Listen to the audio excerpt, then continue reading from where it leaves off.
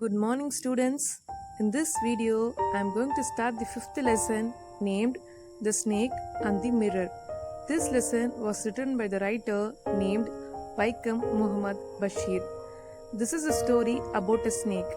The snake had entered into the narrator's room. The narrator is a doctor. He had just started his practice those days. It was a hot summer night.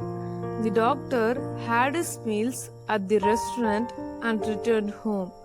The rented house was not electrified, so he lighted the kerosene lamp.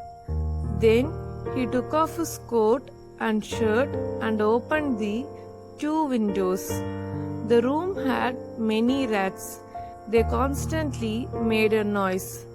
After some time, he settled on the chair and took out a book.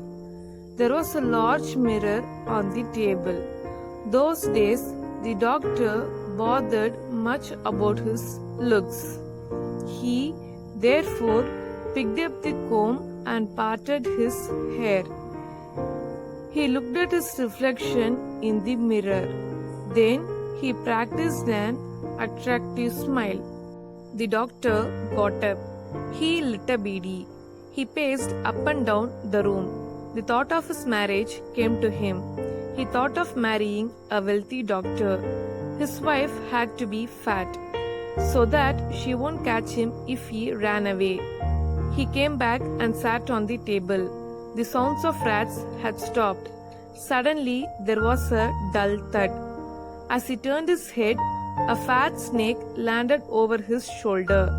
Before the doctor could think of anything, the snake had coiled around his left arm above the elbow. His hood was spread out. His head was hardly 3 or 4 inches from his face. And that time the doctor sat on the chair like a piece of stone. He thought of only one help, the help from God. It seemed God appreciated his prayer. The snake turned its head and looked into the mirror. Then the snake slowly unwound itself from the doctor's arm. It fell on his lap. From there, it crept on the table. Then it moved towards the mirror. Apparently, the snake wanted to see its reflection more closely. That was the doctor's opportunity. Very slowly, he got up from the chair and he ran out of the house within a second. Then he reached his friend's house and spent that night. He went back to his house only the next morning. It was about 8:30. He had 2 friends along with him. They had to move his things from there.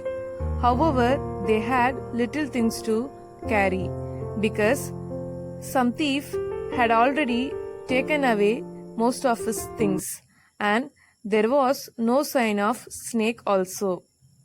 And here the story ends. Kindly read the lesson once. Thank you. Stay safe.